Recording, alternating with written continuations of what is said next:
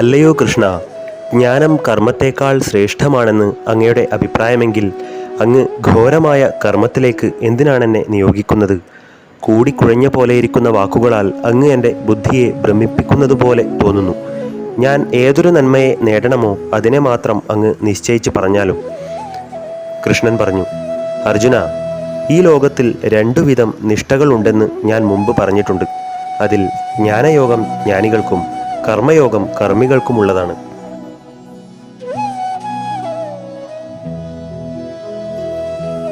കർമ്മങ്ങൾ തുടരാതെ ഇരുന്നാൽ പുരുഷന് കർമ്മശൂന്യത ഉണ്ടാകയില്ല. അവൻ കർമ്മങ്ങളെയെല്ലാം ത്യജിക്കുന്നതുകൊണ്ടും സിദ്ധിയെ പ്രാപിക്കയില്ല. ഏതൊരാളും ഏതൊരവസ്ഥയിലും ഒരു ക്ഷണം പോലും കർമ്മം ചെയ്യാത്തവനായി ഇരിക്കുന്നില്ല. സർവരും പ്രകൃതിസിദ്ധമായ ഗുണങ്ങൾക്ക് അധീനരായി കർമ്മം ചെയ്യുവാൻ നിർബന്ധരാണ്. ഏതൊരു മൂഢാത്മാവ് കൈ, കാൽ മുതലായ കർമ്മേന്ദ്രിയങ്ങളെ അടക്കി നിർത്തി വിഷയങ്ങളെപ്പറ്റി സ്മരിച്ചുകൊണ്ടിരിക്കുന്നുവോ അവൻ്റെ ആചാരം കപടമായിട്ടുള്ളതാണ്. അർജുന, ജ്ഞാനേന്ദ്രിയങ്ങളെ മനസ്സുകൊണ്ടടക്കിയിട്ട് ഫലത്തെ ആഗ്രഹിക്കാതെ കർമ്മേന്ദ്രിയങ്ങളെ കൊണ്ട് കർമ്മയോഗം ആരംഭിക്കുന്നവൻ വിശിഷ്ടനാണ്.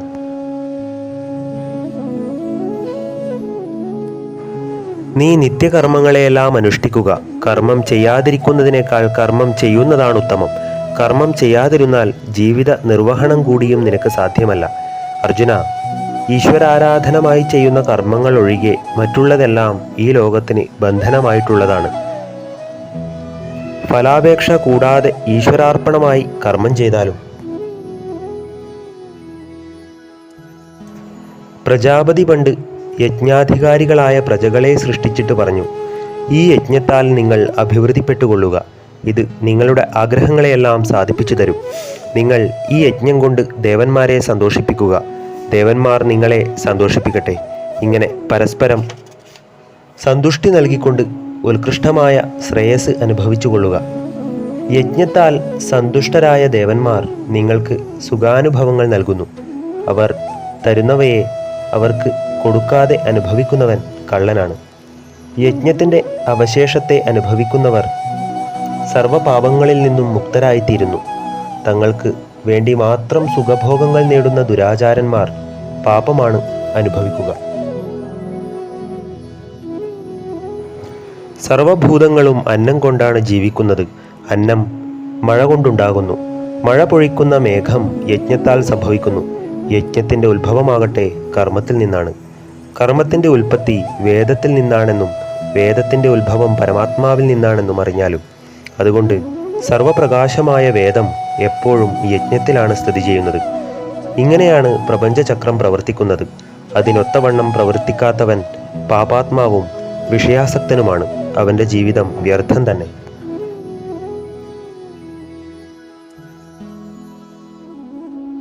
ഏതൊരാൾ ആത്മാവിൽ തന്നെ രമിക്കുന്നവനും ആത്മാവിൽ തന്നെ പരിതൃപ്തനും ആത്മാവിൽ തന്നെ സന്തുഷ്ടനുമായി തീരുന്നുവോ അവന് കർത്തവ്യ കർമ്മമായി ഒന്നും തന്നെയില്ല. അവന് കർമ്മം കൊണ്ട് പ്രയോജനമൊന്നുമില്ല. കർമ്മം ചെയ്യാതിരിക്കുന്നത് കൊണ്ട് അവനെ ദുഃഖമൊന്നും ബാധിക്കുന്നതുമല്ല. തൻ്റെ ഗുണത്തിനു വേണ്ടി അവന് ഈ പ്രപഞ്ചത്തിൽ പരാശ്രയമേ വേണ്ട.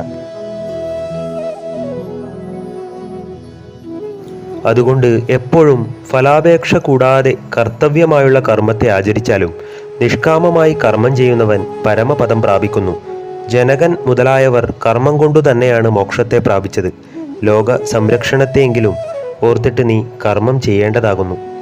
ശ്രേഷ്ഠനായുള്ളവൻ ഏതേതാചരിക്കുന്നുവോ അതുതന്നെ അന്യജനങ്ങൾ ചെയ്യുന്നു. ശ്രേഷ്ഠൻ ഏതൊന്നിനെ പ്രമാണമായി കരുതുന്നുവോ അതുതന്നെ ജനങ്ങളെല്ലാം അനുസരിക്കുന്നു. അർജുന, ഈ 3 ലോകത്തിലും കർത്തവ്യമായി എനിക്കൊന്നും തന്നെയില്ല. പ്രാപിക്കത്തക്കതായുള്ളത് ഞാൻ പ്രാപിക്കാതിരുന്നിട്ടില്ല. എന്നിട്ടും ഞാൻ കർമ്മം ചെയ്തുകൊണ്ട് തന്നെ ഇരിക്കുന്നു. അർജുന, ഞാൻ ഉണർച്ചയോടുകൂടി കർമ്മത്തിൽ പ്രവർത്തിക്കാതെ എപ്പോഴെങ്കിലും ഇരുന്നാൽ മനുഷ്യരെല്ലാവരും എൻ്റെ ആ സ്ഥിതിയെ തന്നെ പിന്തുടർന്നേക്കും. ഞാൻ കർമ്മം ചെയ്യാതിരുന്നാൽ ഈ ലോകം നശിച്ചു പോകും.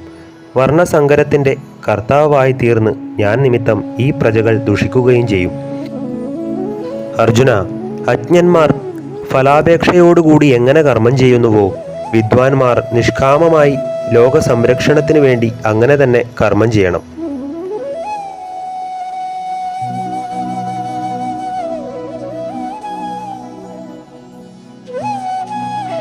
അജ്ഞന്മാർ ഫലത്തെ ആഗ്രഹിച്ച് കർമ്മം ചെയ്യുന്നവരായിരുന്നാലും അവരുടെ ബുദ്ധിക്ക് വിദ്വാൻമാർ മാറ്റമുണ്ടാക്കരുത്.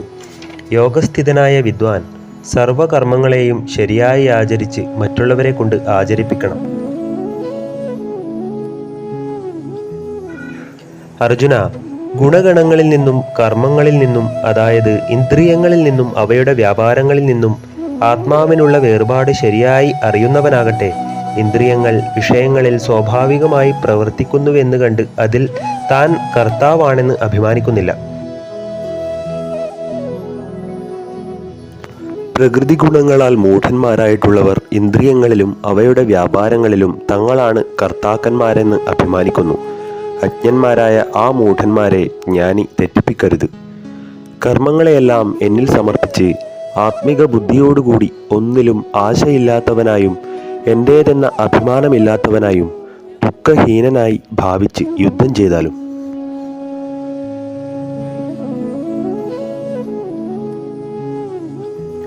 ഗുണത്തിൽ ദോഷം ചുമത്താത്തവരും ശ്രദ്ധയുള്ളവരുമായ മനുഷ്യർ എൻ്റെ ഈ അഭിപ്രായപ്രകാരം എപ്പോഴും പ്രവർത്തിക്കുന്നതായാൽ അവർക്ക് കർമ്മം കൊണ്ട് തന്നെ മുക്തി നേടാൻ കഴിയും.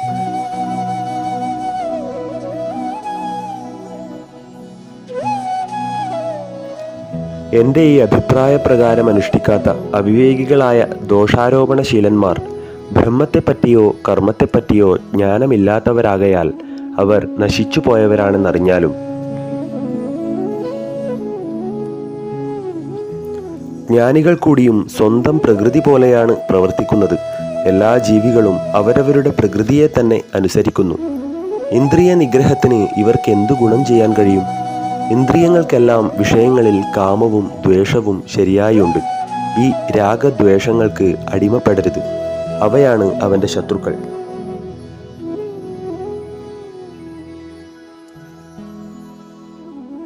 സ്വധർമ്മം ഗുണഹീനമായിരുന്നാലും ശരിയായി ആചരിച്ചു വരുന്ന പരധർമ്മത്തേക്കാൾ ശ്രേയസ്കരമാണ്. സ്വധർമ്മം അനുഷ്ഠിക്കുന്നതുകൊണ്ട് മരണം നേരിട്ടാൽ കൂടിയും നല്ലതുതന്നെ. പരധർമ്മമാവട്ടെ ഭയങ്കരമായിട്ടുള്ളതാണ്. അർജുനൻ പറഞ്ഞു, കൃഷ്ണ, എന്നാൽ മനുഷ്യന് ആരുടെ പ്രേരണ കൊണ്ടാണ് മനസ്സില്ലാതിരുന്നിട്ടും ബലാത്കാരേണ നിയുക്തവനായവനെപ്പോലെ പാപം ചെയ്യുന്നത്? കൃഷ്ണൻ പറഞ്ഞു, രജോ ഗുണത്തിൽ നിന്നുത്ഭവിച്ച് എത്രയെത്ര അനുഭവിച്ചാലും തൃപ്തിപ്പെടാത്തതായും ഘോര പാപത്തിന് ഹേതുവായുള്ള ഈ കാമവും ഈ ക്രോധവുമാണ് സംസാരത്തിലെ ശത്രുക്കളെന്ന് അറിഞ്ഞാലും.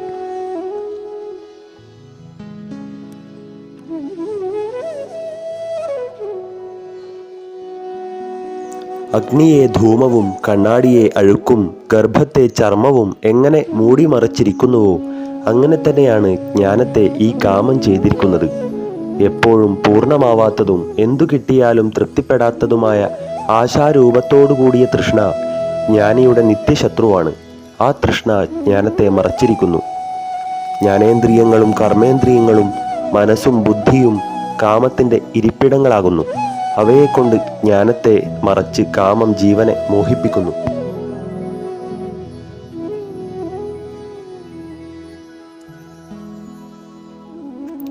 അർജുന, അതുകൊണ്ട് നീ ആദ്യമായി ഇന്ദ്രിയങ്ങളെ കീഴടക്കിയിട്ട് ആത്മജ്ഞാനത്തെയും ശാസ്ത്രജ്ഞാനത്തെയും നശിപ്പിക്കുന്ന പാപപൂർണമായ കാമത്തെ നിഗ്രഹിച്ചാലും. ഇന്ദ്രിയങ്ങൾ ശരീരത്തിൽ ഉത്കൃഷ്ടങ്ങളാണ്. ഇന്ദ്രിയങ്ങളെക്കാൾ ഉത്കൃഷ്ടം മനസ്സാണ്. മനസ്സിനേക്കാൾ ബുദ്ധി ഉത്കൃഷ്ടമാണ്.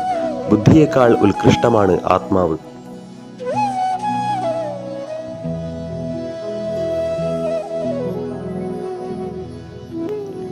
ഏവം ബുദ്ധേഹ പരം ബുദ്ധ്വാ സംസ്തഭ്യാത്മാനമാത്മാന ജഹി ശത്രും മഹാബാഹോ കാമരൂപം ദുരാസദം.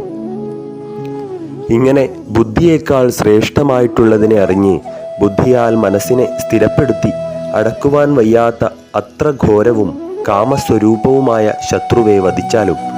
കർമ്മയോഗമെന്ന 3-ാം അധ്യായം സമാപ്തം. ഓം നമോ ഭഗവതേ വാസുദേവായ.